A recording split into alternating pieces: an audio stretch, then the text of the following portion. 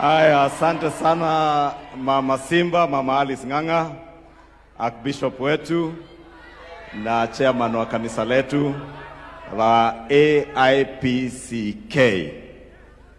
Nimesikia wakati mama wa Muratha ameteguka kidogo ulimi, akasema AIPCA, ukakuwa na protest sababu hii ni AIPCK.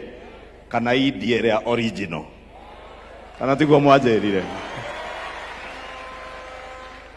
So kama utaki kuingia kwa shida wa Muratha unasema the original. Your Excellency, tumeshukuru kwa kuwepo kwako hapa leo, siku ya leo, na unakumbuka ulinituma kwa hili kanisa kama mwezi mmoja na nusu ulipita, tukiwa na shughuli ya kanisa pale Ikino, wakifanya mchango wa kuchangisha mambo ya gari ya huduma na Bible College yao. And that is the day waliniambia hii nisichanganye maneno, nikisikia kama naenda A naweka K, nikisikia hiyo imenichanganya nasema the original. Na nimefurahi kuja hapa, na hasa sababu Your Excellency, ile siku ulitutuma huko na Mheshimiwa Kororia, Archbishop, chairman wa kanisa na washirika wote walituambia wata launch Archdiocese ya Nairobi siku ya leo, na wakatoamuru tufanye vile tuwezavyo tuhakikishe umefika hapa siku ya leo. You know, Your Excellency, diary yako huwa imejazana sana, so tumesumbua controller wa State House sana kumwambia toa hii ya AIC, weka hii ya AIPCK. Akatuambia tutajaribu rais afanye zote siku moja, and we thank you, Your Excellency, for having found time to be with us here today. Na tulikuwa na juhudi hivyo sababu hawa washirika wengi ni kutoka kaunti yetu ya Kiambu, na ni washirika na Wakristo wenzetu, ndugu na dada zetu ambao tunaishi pamoja nao Kiambu. Your Excellency, Governor wetu wa Nairobi, najua alikuwa anaongea mambo ya ushago, akitulenga sisi ambao tumetoka Kiambu na wengine ambao wametoka ushago, lakini nimemwambia unajua sisi wote tunakutana Nairobi sababu kila mtu anatoka ushago kwao, tunapatana hapa Kanairo. Na tunashukuru governor kwa kuweza kuishi na sisi kwa njia nzuri. And I want to agree with you, Governor Sakaja, on two things. One, this church is among the indigenous churches that was at the forefront of the fight for independence of our country.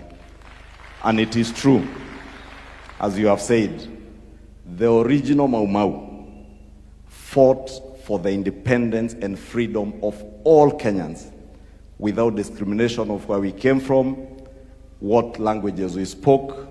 They fought for one country, and that is why at independence we hoisted one Kenyan flag as one people of Kenya, and we all celebrated, and we want to continue doing that.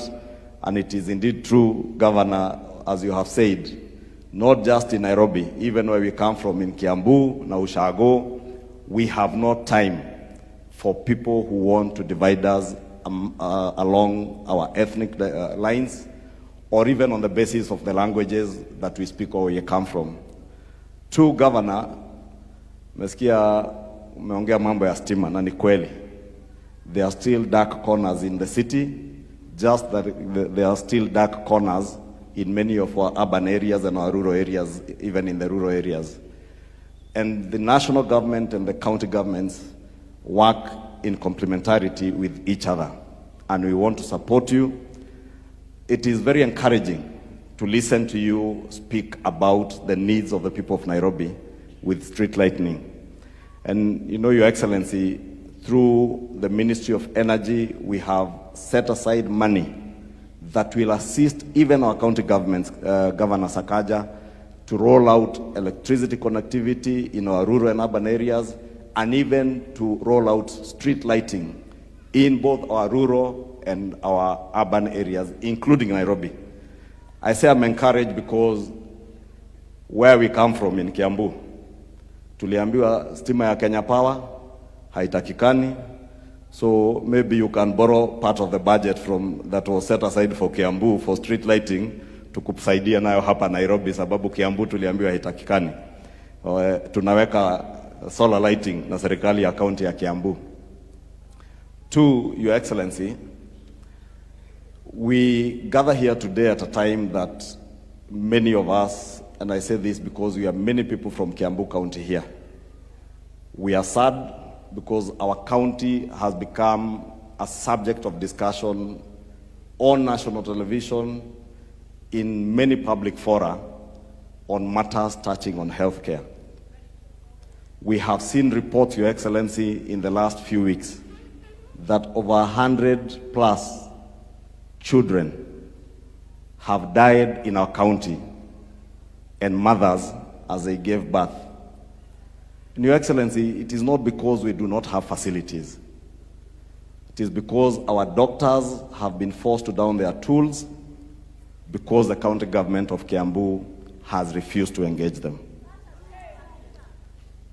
I thank Governor Sakaja because when doctors in Nairobi downed their tools, he humbled himself and put life ahead of politics and negotiated with his doctors, and they got back to work.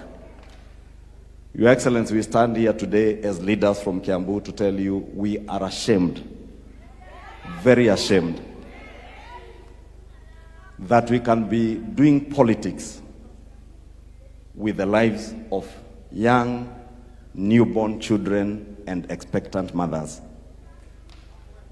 Your Excellency, you know, and I have said this before, and you told us in Limuru, anybody who is registered under SHA or under the Social Health Authority, and any public or private hospital that is enlisted under SHA, for level 1 to level 3 hospitals, since SHA is paying all their bills to both our private and public hospitals, nobody should be charging patients when they attend hospitals. I am sorry to inform Your Excellency, in Kiambu County, patients are still paying, even those who are registered under SHA. Your Excellency, you told us there are 2 counties that are not signed up to on the intergovernmental agreement on provision of diagnostic equipment for our hospitals. I know you did not name them, but Kiambu is one of them. I had a meeting with doctors from KMPDU, Your Excellency, and they have pleaded that as the President of the Republic of Kenya, please step in to help us resolve the health crisis that is there in Kiambu. Because when some of us speak, it is seen as politics.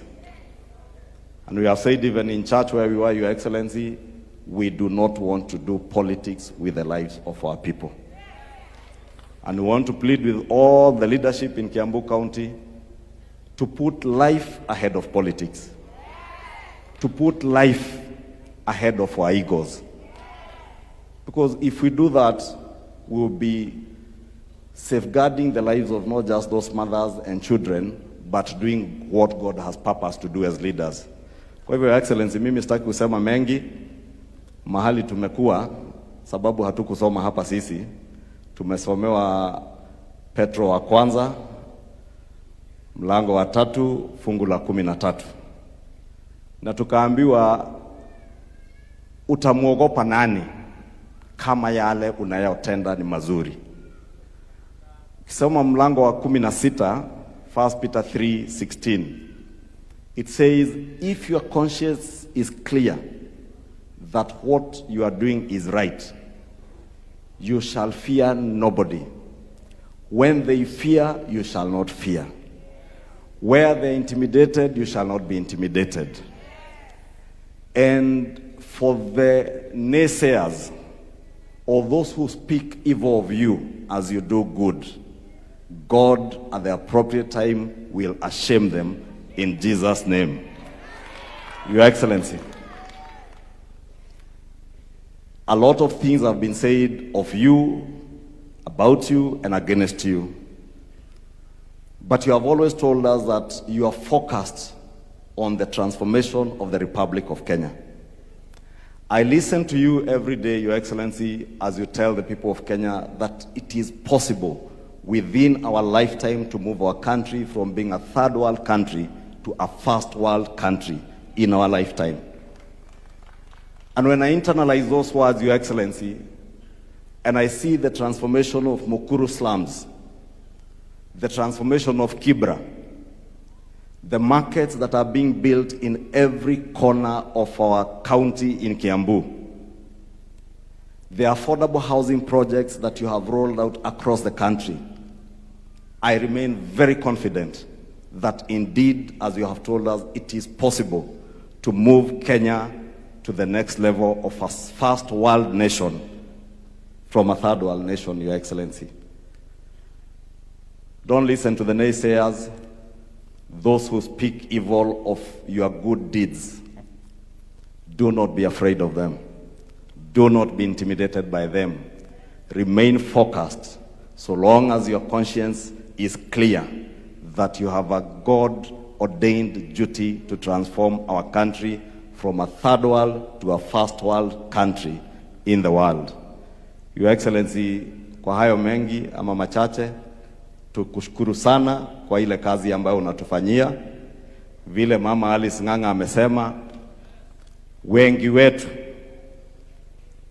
tumeambiwa maneno mengi, matusi, maneno machafu, lakini tukasema tuzingatie yale ambayo tuliomba Mungu atusaidie tulipoomba uongozi.